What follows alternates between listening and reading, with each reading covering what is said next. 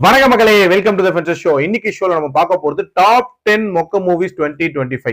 அதாவது இந்த 2025 பொறுத்த வரைக்கும் நல்ல படங்களோட மொக்க படங்கள் தான் ஏகப்பட்டது வந்திருக்கு அப்படின்னே சொல்லலாம். அதெல்லாம் லிஸ்ட் எடுத்து போட்டோம் அப்படின்னா கண்டிப்பா டைம் பத்தவே பத்தாது. சோ ஒரு ஹேண்ட் பிக்டா ஒரு 10 படங்கள், அதாவது நம்ம சேனல்ல ரிவ்யூ பண்ண படங்கள்ல 10 மொக்க படங்கள் என்னென்ன அப்படின்ற மாதிரி தான் நான் சொல்ல போறேன். இந்த லிஸ்ட்ல 10வது இடத்துல பிடிச்ச படம் மர்மர். இந்த வருஷத்தோட ஒரு மிகப்பெரிய ஸ்கேம் அப்படின்னே சொல்லலாம். இது ஒரு ஹாரர் மூவி அப்படின்னு சொல்லிட்டு இன்ஃபுளுசர்ஸ் கிட்ட காசு கொடுத்து கூவ சொல்லி அவங்களும் கூவி கூவி வித்து இந்த படத்தை நிறைய பேர் தியேட்டர்ஸ்ல போய் பார்த்தாங்க அப்படின்னே சொல்லலாம்.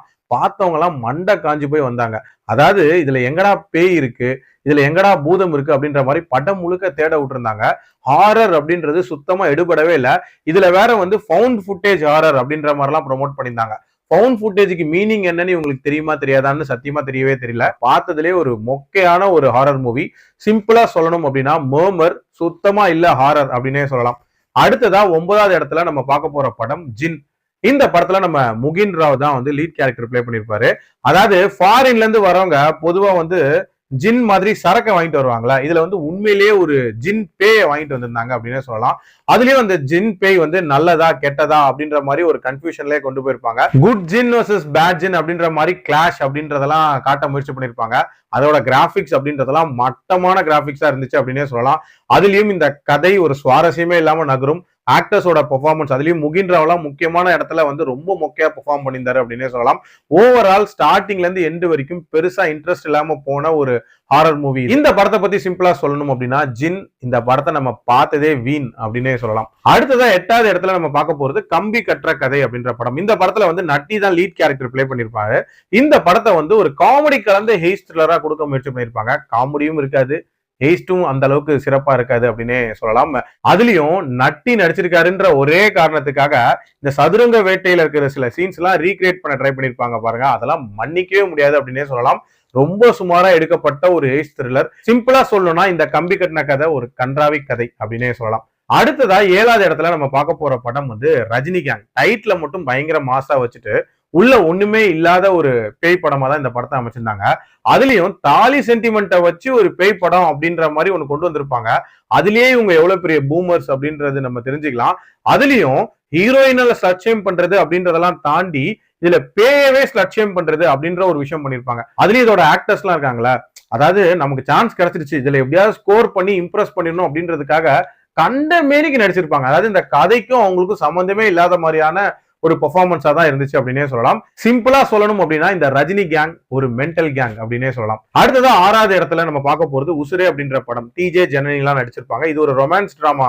ஆக்சுவலா ஒரு ரிலேட்டபிளான ஒரு ரொமான்ஸ் டிராமாவை எவ்வளவுக்கு அளவு முடியுமோ அவ்வளவுக்கு அளவு அந்நியத்தன்மையோட காட்டியிருப்பாங்க அப்படின்னே சொல்லலாம். பக்கத்து வீட்டு பொண்ணை லவ் பண்றது, அதுல இருக்கக்கூடிய பிரச்சனைகள் அப்படின்ற ஒரு சிம்பிளான கதைங்க.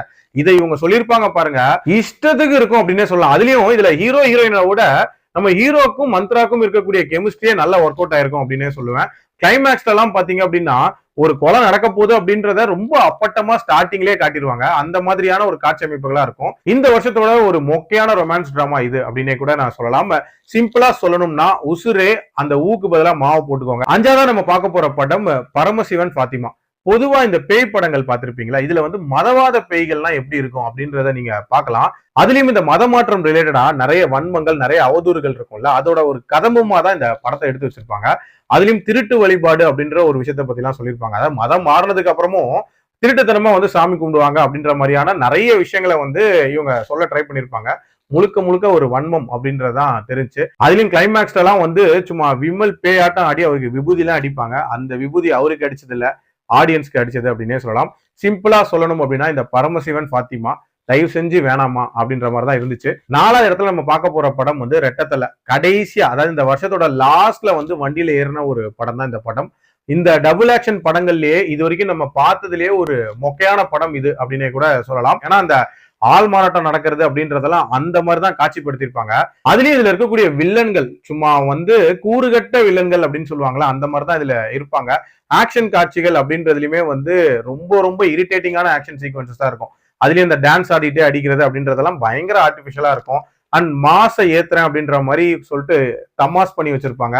இது மாதிரி ரொம்ப சுமாரா அமைக்கப்பட்ட ஒரு டபுள் ஆக்ஷன் டிராமா. சிம்பிளா சொல்லணும்னா ரெட்ட தலைவலி வர மாதிரியான ஒரு படம் அப்படின்னே சொல்லலாம். 3வது இடத்துல நம்ம பார்க்க போற படம் ஜோரா கைய தட்டுங்க அப்படின்ற படம். இந்த படத்துல வந்து நம்ம யோகி பாபு நடிச்சிருப்பாரு. அதுவும் ஈடுபாடே இல்லாம நடிச்சிருப்பாரு அப்படின்னே சொல்லலாம். அபூர்வ சகோதரர்கள் அப்பு மாதிரி ஒரு ரிவெஞ்ச காட்டுறேன்னு சொல்லிட்டு தப்பா எடுத்து வச்சிருப்பாங்க. சுத்தமா சம்பந்தமே இல்லாத காட்சி அமைப்புகள் அண்ட் அந்த ரிவெஞ்சுக்கான அந்த சீக்வன்சஸ் அப்படின்றதுமே வந்து ரொம்ப ரொம்ப ஆர்டிபிஷியலா இருக்கும். எதுக்காக இந்த படங்கள்லாம் எடுக்கிறாங்க, அதுல ஏன் யோகி பாபு நடிச்சாரு, ஏன் இப்படி அவுட்கம் வந்திருக்கு அப்படின்ற மாதிரி நிறைய கேள்விகள் கேட்கக்கூடிய ஒரு படமா தான் இந்த படம் அமைஞ்சிருந்துச்சு. சிம்பிளா சொல்லணும்னா ஜோரா கைய தட்டுங்க, தயவு செஞ்சு ஆளை விட்டுடுங்க அப்படின்னு சொல்ற மாதிரி தான் இருந்துச்சு.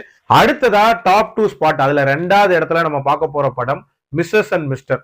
Vanitha Vijayakumar lead character play பண்ணி அண்ட் ஆல்சோ இந்த படத்தை டைரக்டும் பண்ணிருக்காங்க.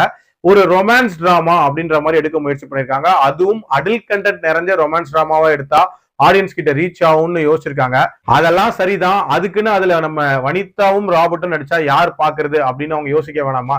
அதை ஆடியன்ஸ் யோசிச்சுட்டாங்கன்னு நினைக்கிறேன். இந்த படத்தை கழுவி ஊத்திருந்தாங்க. எனக்கு குழந்தை வேணும், எனக்கு குழந்தை வேணும், எனக்கு குழந்தை வேணாம், எனக்கு குழந்தை வேணாம் அப்படின்ற மாதிரி மாத்தி செல்ல சண்டைகள்லாம் போட்டுப்பாங்க.